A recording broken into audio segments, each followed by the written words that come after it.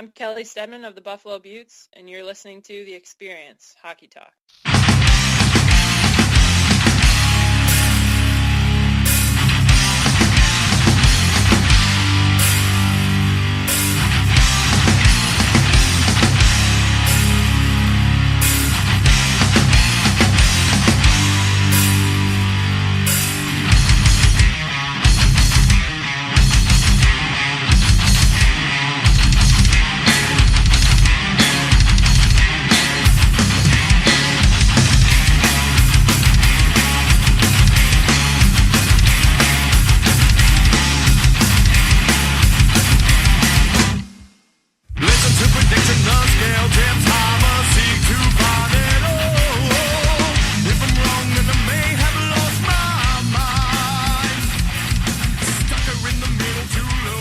And ladies and gentlemen, welcome to the Xperience Hockey Talk, serious hockey talk for serious hockey fans.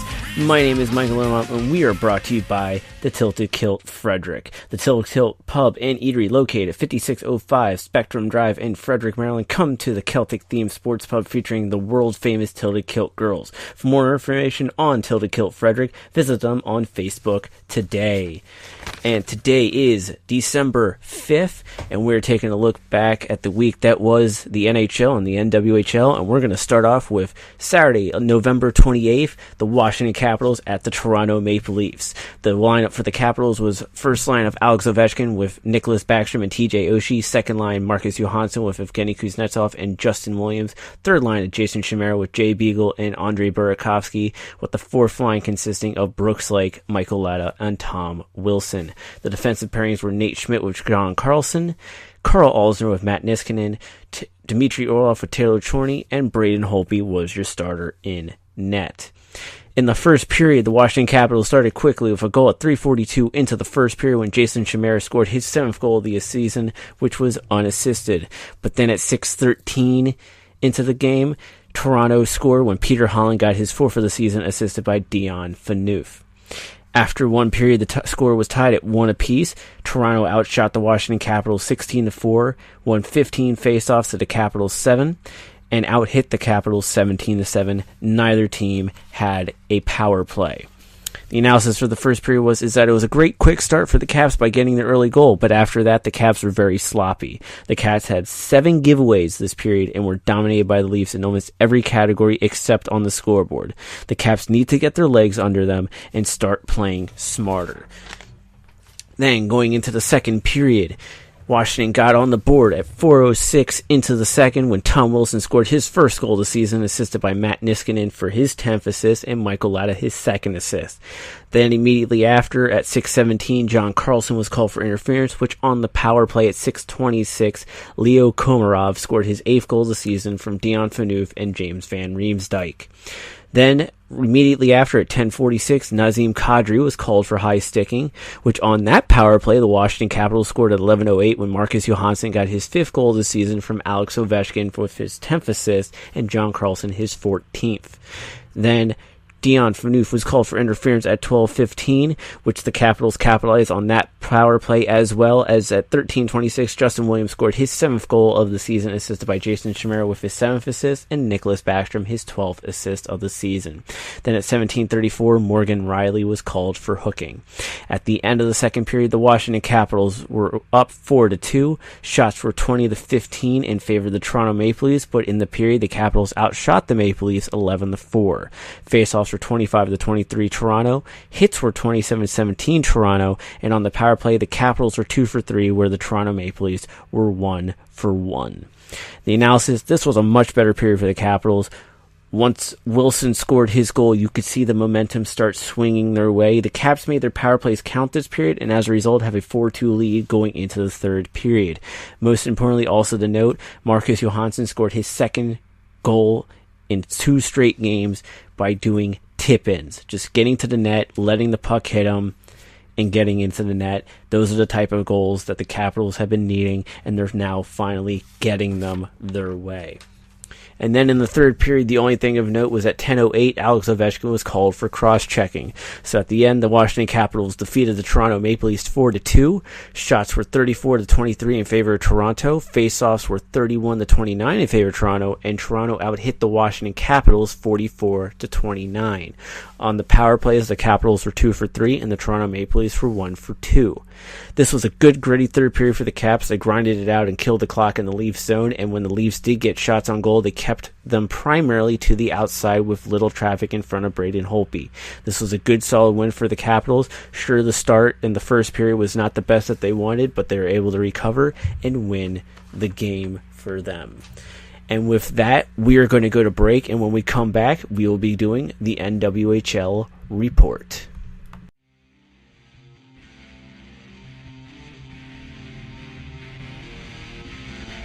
Ever interested in meeting your favorite athletes or celebrities, or looking for that right memorabilia for your collection? Then come to the CSA shows in Chantilly, Virginia. For more information, go to csashows.com.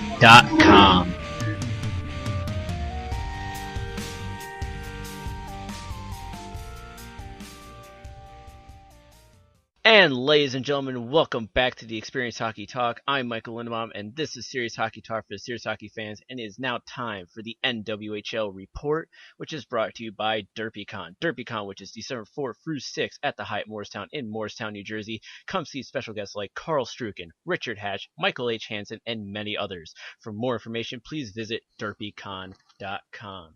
And this past weekend, you had the Connecticut Whale at the Boston Pride. Just like the week before in their 7-6 shootout victory, the Whale jumped out of the gate quickly, scoring 2 first-period goals and the first 4 of the game. Then they nearly let it slip away. Cheyenne D'Arcangelo scored the fastest goal in NWHL history just 30 seconds into the game, and then tally again midway through the game to make the game 3-0. Boston would start to chip away at the deficit as time expired in the second on a goal by Rachel Lanes. The Pride would add 2 more on the power play by goals by Amanda Pelkey and Casey Bellamy. Boston would also outshoot the Whale 42-19, and Jamie Leonoff made 39 saves, including a penalty shot block on Lanes for the 4-3 win for the Connecticut Whale, who now go undefeated 6-0. Then next up, you had the Buffalo Beauts at the New York Riveters, where history was made as the Buffalo Beauts won their first game in franchise history thanks to 2 third-period goals from Devin Skeets and 27 saves by Breanne McLaughlin. After a scoreless first, the Riveters took a 1-0 lead, 14:32 into the second, on a goal by Madison Packer. Skeets then netted a pair within a 5-minute stretch during the final period, including the game winner at the 12-minute mark. Haley Brown added an empty netter to cap the scoring. Despite taking 6 penalties, New York outshot Buffalo 36-28, and Nana Fujimoto left the game in the third period after a collision was replaced by Jenny Scrivens.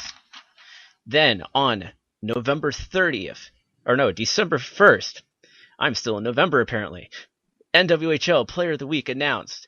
The National Women's Hockey League announced that Buffalo Beauts forward Devin Skeets has been named the Player of the Week. With Buffalo trailing 1-0 entering the third in New York, Skeets scored twice during a 5-minute span, including the game winner at the 12-minute mark. She also had 6 shots on goal throughout the game. And joining me now from the Buffalo Beauts, forward Devin Skeets. Devin, welcome to the Xperience Hockey Talk. How are you this weekend? Great. Thank you for having me on. Now, this past weekend, you ladies won your first game of the season and in franchise history. What was that moment like for all of you in that locker room after the game? It was pretty incredible. I mean, we really wanted that win for quite some time now. We definitely deserve it. So it was great to finally get that on our score sheet, and all the ladies are definitely happy about it. And I mentioned this last week when I had Kelly on the show.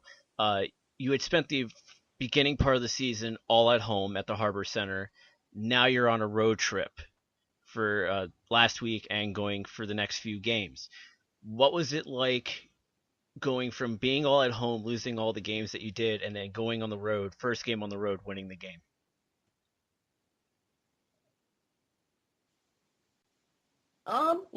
The change might have been good for us. We were kind of stuck in that little bit of a slump at home, unfortunately, out of all places. But I think going on the road, all of us girls are especially playing in school and stuff. So it was a good change, and I think it helped us. And we were happy we finally could win. Unfortunately, it was on the road, not our home barn, but we'll take it anyway. Now, obviously with road games, there is a different vibe to games because you're not at home. What did you ladies utilize being in New York to your advantage while you're on the road?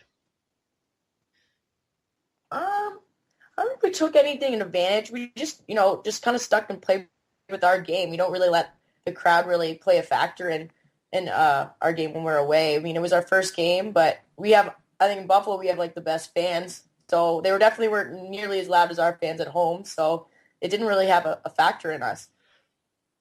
Okay, and now going to your two goals, how does it feel to know that you were able to score within that 5 minute span and essentially lead your team to victory? What's it like for you and for everyone else in that locker room to go, okay, somebody was able to step up, knock in those two goals, the game winner, and then, now we have this win. What momentum does that bring for not just you, but for the entire team? I think the win was good. I think it almost honestly, like, our team is extremely talented and hardworking, and we deserve that win. We deserve wins the past two games that we played, but we're just gonna keep that momentum going, and I honestly think we just opened the floodgates, and hopefully we'll just keep the ball rolling on these wins. Now, coming up this weekend, you actually have two games. You have a game on Saturday in Boston, and then you have a game on Sunday in Connecticut. What is the mindset for you and the team going into this weekend? Well, honestly, like, just stick with our game plan. Like, we played amazing last game. We played amazing the past three games. So I think we're just gonna stick to what we do best, and we're just gonna work hard, get the puck to the net, use our body, and take control of the game. So now, is there this is the first time in this entire season that two teams will actually have games on back-to-back nights. What is how does that factor into things? Is there a certain mindset that you want to go into for obviously you have your game plan set up, hmm but is there a certain thing that you go, okay, we got this game this day, and then we got this game the next day? How do you plan, like, after your games? Like, what are you planning on doing that's maybe a little bit different to get yourself rested up for that next game and ready to go, but yet not jeopardize going into that first game either? Well, I think the good thing about where all of us have played in college the past 4 years ago or whatever, and we'd always have two games in a row. So we all kind of have past histories of knowing what it's like to play two hard-fought battles, a day apart, less than a day apart. So there's not really anything that's new to us there. I mean, obviously, we've only been playing one game a weekend, but I think a lot of us are actually excited to be able to play two in one weekend. So we're all very fit girls. I think we can manage the two games in a row. Now, I asked this to Kelly last week because Emily Falzer, your teammate, is going to be captain for one of the All-Star teams in the All-Star game. Kelly says she hasn't started politicking yet, but now that you're player of the week as well, just like Kelly has, is there any politicking going, hey, you should pick me to be on your All-Star team? No. I don't know if I would ever ask her to choose me. I think that's a pretty hard, job for her to be able to have to pick between such great, talented women hockey players. But no, I wouldn't. I wouldn't necessarily vouch for myself to go in there. It's a hard team to pick. So I wouldn't be very offended if I didn't get picked. Just to put that out there. Now, looking at the standings right now, Connecticut's at the top. You take on Connecticut this Sunday.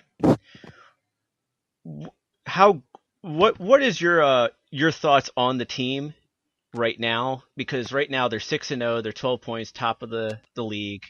They have a +10 goal differential. What are your thoughts on them going into the game with them this weekend?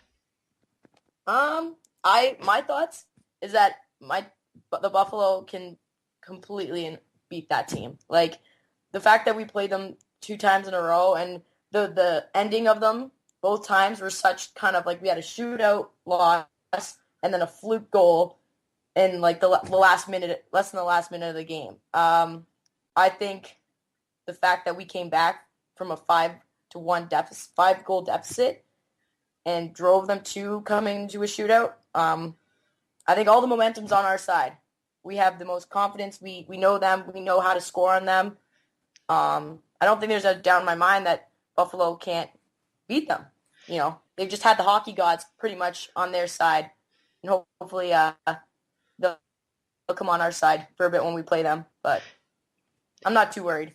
Now you mentioned the 7-6 shootout loss. Yeah. Now that game was a big game.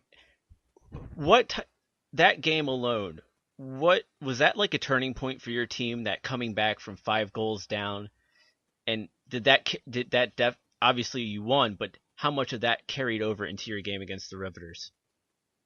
Oh man, that game was a huge character builder on our team's part. I don't know if any other team could have came back in this league the way we did. We fought real hard. We didn't give up. You know, it was an incredible game to be a part of and to get back. I mean, obviously the ending wasn't on our side, but the fact that we were able to come back like that speaks volumes about the character on the team and the willpower and the hunger to win. So it was a good learning experience for our team and team building for sure. And with that, Devin, I'd like to thank you for coming on. Thank you. And next up, we got the standings. As I mentioned, the Connecticut Whale are first place at 6-0 with 12 points and a plus 10 goal differential, followed by the Boston Pride at 3-3-0 with 6 points and a plus 8 goal differential. Then in third place is the New York Riveters at 2-4-0 with 4 points with a negative 11 goal differential. And at fourth, the Buffalo Beauts at 1-4-1 with 3 points and a negative 7 goal differential. On tap in the NWHL, on Saturday, December 5th, you have the Buffalo Beauts at the Boston Pride at 7:30 p.m. Then on Sunday, December 6th, you have the New York Riveters at the Boston Pride at 3:30 p.m. and the Buffalo Beauts at the Connecticut Whale at 4:30 p.m. And now, before we wrap this up, I just want to say thank you to DerpyCon for being the sponsor for the NWHL Report, which is obviously this current weekend, December 4th through 6th. And starting next week, I would like to proudly announce that AwesomeCon will become the new sponsor of the NWHL Report. AwesomeCon, which is June 3rd through 5th, 2016 at the Walter E. Washington Convention Center in Washington, D.C. Come see special guests like Adam West, Burt Ward, Marina Baccarin, and many others. For more information, please visit awesome-con.com. And for more information on the National Women's Hockey League, visit them today at nwhl.co or on Twitter at nwhl_. And until then, we'll be back from the break. The Xperience Hockey Talk is brought to you by DerpyCon. DerpyCon, which is December 4th through 6th at the Hyatt Morristown in Morristown, New Jersey. Come see special guests like Karel Struken, Richard Hatch, Michael H. Hansen, and many others. For more information, please visit derpycon.com.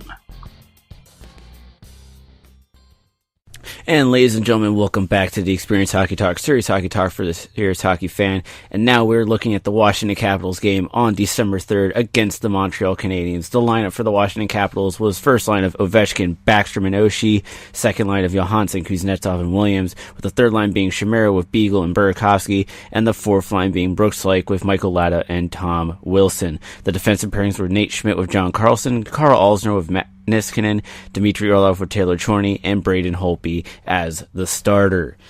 In the first period, Tom Wilson scored his second goal of the season, assisted by Brooks Lake with his third at 2:26 into the game, and then at 4:37, Matt Niskanen was called for holding.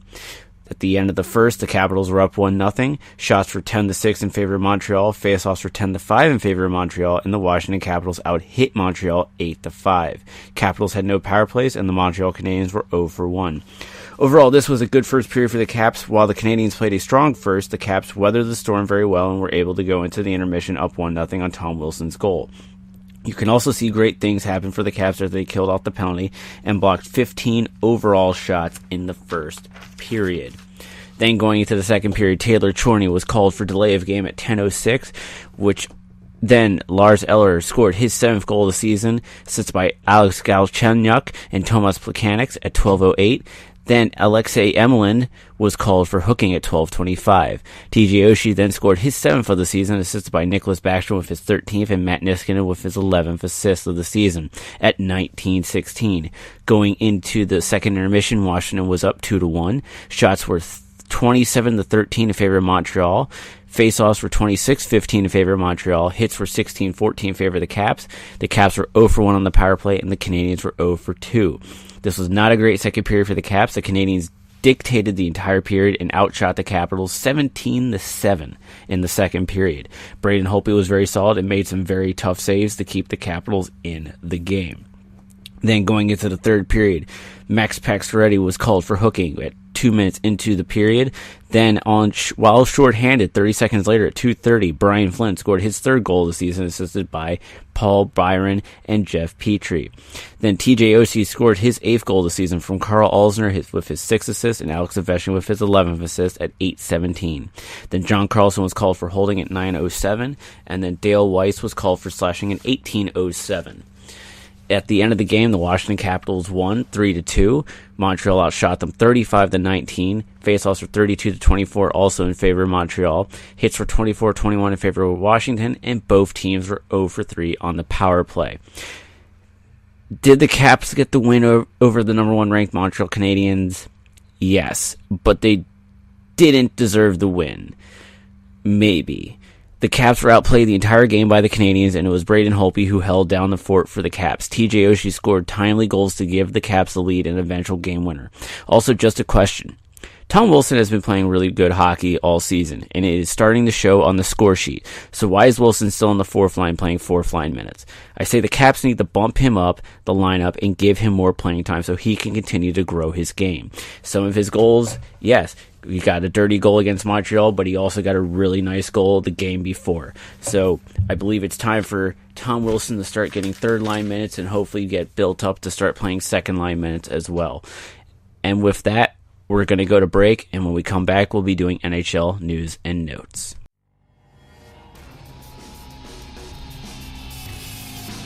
Tilted Kilt girl Brittany here. Need a place to watch the game? Come to the Tilted Kilt Pub and Eatery at 5605 Spectrum Drive in Frederick, Maryland. Tilted Kilt Frederick, home of the world-famous Tilted Kilt girls. Come to the best-looking sports pub you've ever seen for all your Washington Capitals games viewing pleasure. For more information on the Tilted Kilt Frederick, visit them on Facebook today. And ladies and gentlemen, welcome back to the Xperience Hockey Talk, serious hockey talk for the serious hockey fans. And it is now time to do NHL news and notes. And on 11/28, the Columbus Blue Jackets forward Brandon Dubinsky has been suspended for 1 game without pay for cross-checking Pittsburgh Penguins forward Sidney Crosby in Columbus on Friday, November 27th. The NHL's Department of Player Safety announced. The incident occurred at 18:40 of the second period. Dubinsky was assessed with a 2-minute minor for cross-checking under the terms of the CBA, and based on his average annual salary, Dubinsky will forfeit $31,451.61. Also on November 28th, down 2-1, Marian Gaborik scored the game-tying goal with 5:55 remaining in regulation and scored the overtime winner at 2:04 of the extra period as the Los Angeles Kings rallied past the Chicago Blackhawks. Chicago Blackhawks forward Patrick Kane scored in the first period to set the point streak record by an American-born player with a point in his 19th straight game. Also on November 28th, down 3-0 through 40 minutes, the Dallas Stars scored 3 consecutive goals in the third period, and Tyler Seguin scored at 3:57 of overtime as the Stars improved to 10-2-0 in their past 12 games. On November 30th, Montreal Canadiens goalie Carey Price will miss at least 6 weeks because of a lower body injury that will not require surgery, the Canadiens announced. Also on November 30th, the New York Rangers center Derek Stepan will be out of the lineup for 4 to 6 weeks because of 2 broken ribs. Both Carey Price and Derek Stepan I brought up on the last episode, as that was when the injuries were occurred. On November 30th, the NHL 3 Stars of the Week for week ending in November 29th. First star, Jamie Benn, left wing of the Dallas Stars. Benn shared the league lead in goals with 4 and points with 6 as the Stars won 2 of 3 games to continue their best start into a season in the franchise's 48-year history. Second star was Braden Holtby, goalie of the Washington Capitals. Holtby posted a 4-0 record with a 1.75 goals against average and a .945 save percentage, and one shutout that backstopped the Capitals to the top of the Metropolitan Division standings. And third star of the week was Alex Galchenyuk of the Montreal Canadiens. Galchenyuk tied for first in the NHL with 4 goals and added 1 assist to help the Canadiens earn 5 of a possible 6 points to reclaim first place in the league standings. November 30th, the Columbus Blue Jackets have placed left winger Marcus Hannikainen on injury reserve. Club general manager Jarmo Kekalainen announced Hannikainen is expected to be sidelined for 2 months after suffering a shoulder injury during their game on 11/28 at the St. Louis Blues.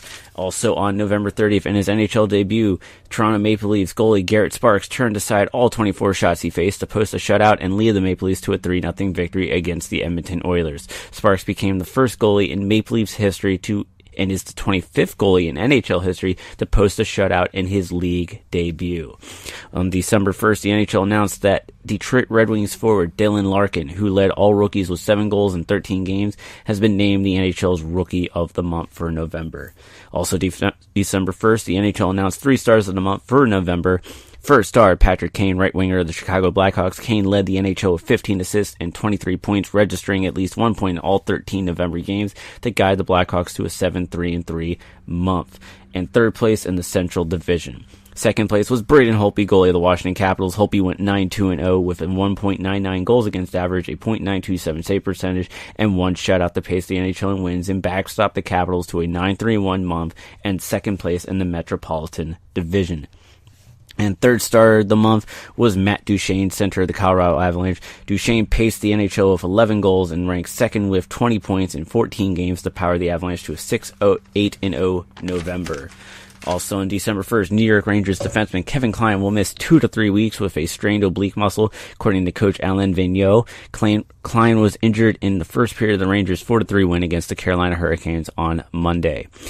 On December 1st, down 3 goals after 40 minutes, the Calgary Flames scored 3 times in the third period, including the game-tying goal by Dougie Hamilton with 2:48 remaining, and converted on all 3 shootout attempts to earn a 4-3 win against the Dallas Stars. And finally, on December 1st, Chicago Blackhawks forward Patrick Kane extended his career-high point streak to 20 games. Kane's point streak is the second longest in Blackhawks franchise history, 1 game behind Bobby Hull, who had a point in 21 consecutive games from December 5th, 1971 to January 23rd, 1972. On December 2nd, the NHL announced that Philadelphia Flyers defenseman Radko Gudas has been suspended for 3 games without pay for an illegal check to the head of Ottawa Senators forward Mika Zibanejad in Ottawa on Tuesday, December 1st. Under the terms of the CBA and based on his average annual salary, Gudas will forfeit $15,994.62. On December 2nd, Drew Stafford scored twice to help the Winnipeg Jets defeat the Toronto Maple Leafs 6-1 at MTS Center. The Jets, who were on a 381 slide, scored 6 unanswered goals to open a stretch of 5 of 7 games on home ice with a victory. On December 2nd, third-line forwards Matt Hendricks and Mark Letestu each had a goal and an assist to help the Edmonton Oilers begin a 5-game homestand with a 3-2 shootout win against the Boston Bruins. Jordan Everly scored the lone goal in the shootout, and goalie Anders Nilsson made 38 saves through overtime to help end the Bruins' winning streak at 5 games. On December 3rd, Patrick Kane factored on all 3 Blackhawk goals to stretch his point streak to a career-high 21 games, equaling the longest such stretch in franchise history and extending his record for the longest point streak by a U.S.-born player in NHL history. And on December 4th, per general manager Steve Yzerman, the Tampa Bay Lightning have signed head coach John Cooper to a multi-year contract extension. And also on December 4th, Johnny Gaudreau completed a hat trick at 3:20 of overtime after Yuri Hudler tied the game with 1.2 seconds left in regulation to lead the Flames to their 6th consecutive win at Scotiabank Saddle Dome. And with that was our NHL news and notes. And as always, we are brought to you by the Tilda Kilt in Frederick, Maryland. The Tilda Kilt Pub and Eatery, located at 5605 Spectrum Drive in Frederick, Maryland. Come to the Celtic-themed sports pub featuring the world's famous Tilda Kilt girls. For more on Tilda Kilt Frederick, visit them on Facebook today. And of course, you can follow the podcast on Twitter at Xperience Hockey and on Facebook at Facebook.com/Xperience Hockey Talk. Remember, there's no E at the beginning of Experience, So Xperience Hockey on Twitter and Xperience Hockey Talk on Facebook. And until then, we'll see you on the ice. See you on the ice. See you on the ice. See you on the ice.